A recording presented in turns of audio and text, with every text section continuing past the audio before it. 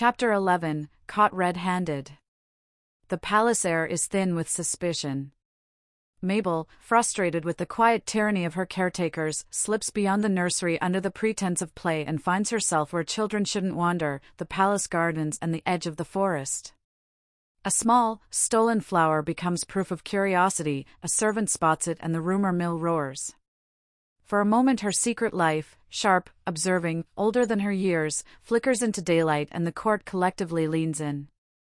Eyes that once ignored her now watch for cause, whispers sharpen into plans.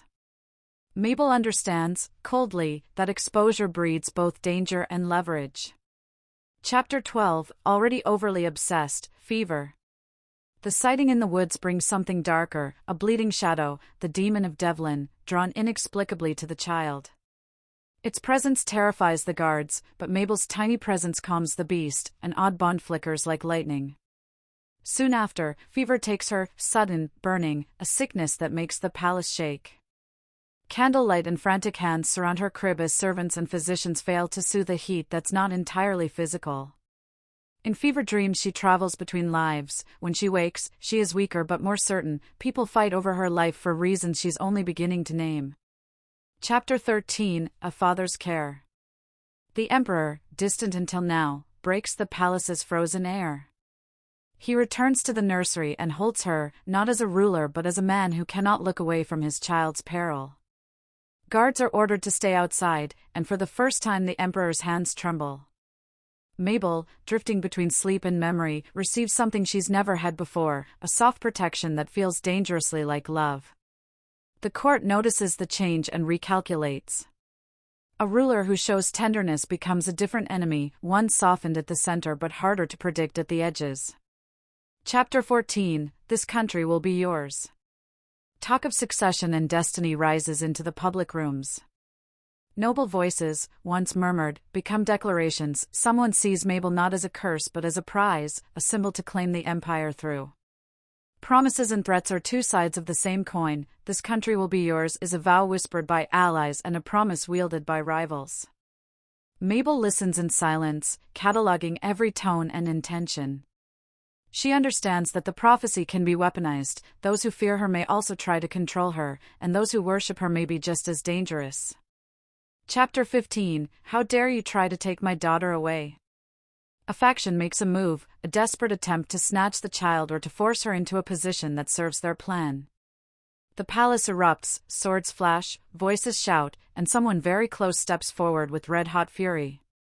Whether it's the Emperor's protective rage or Sir Bastian's sudden violence, the would-be takers are rebuffed in a storm of steel and accusation.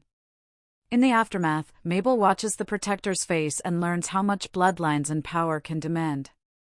The attempt only proves how central she has already become to every rival's strategy. Chapter 16, Dunwike Daddy. Between the storms, a small, human moment breaks through. Mabel, exhausted and frightened, reaches for the one name that still steadies her, Daddy. It's childish, earnest, and it cracks the court's armor. The Emperor's expression, seen in a candlelit doorway, betrays the private cost of ruling an empire and loving a child hated by the rest. In that simple cry is a reminder, she is still a child, and that child's needs can be dangerous for those who would use her. Mabel learns how to wield vulnerability the way others use threats. Chapter 17, Mabel Deficiency.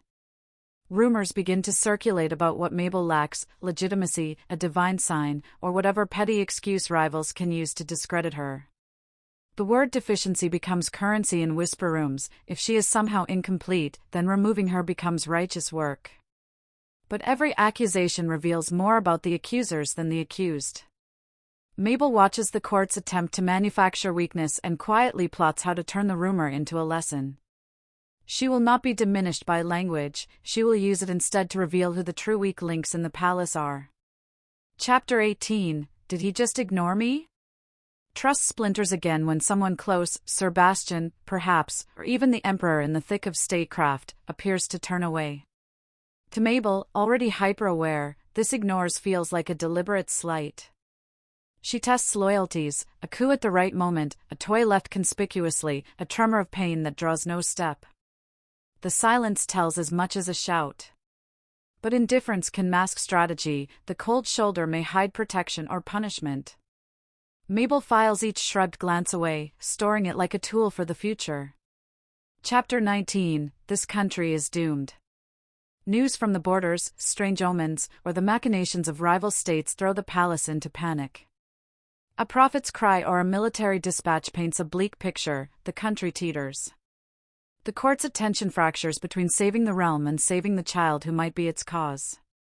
Stakes explode outward. This is no longer only about Mabel, it's about the survival of an entire empire.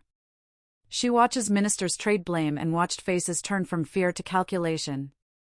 The prophecy's shadow grows teeth, and the game becomes existential. Chapter 20, I'm Dead.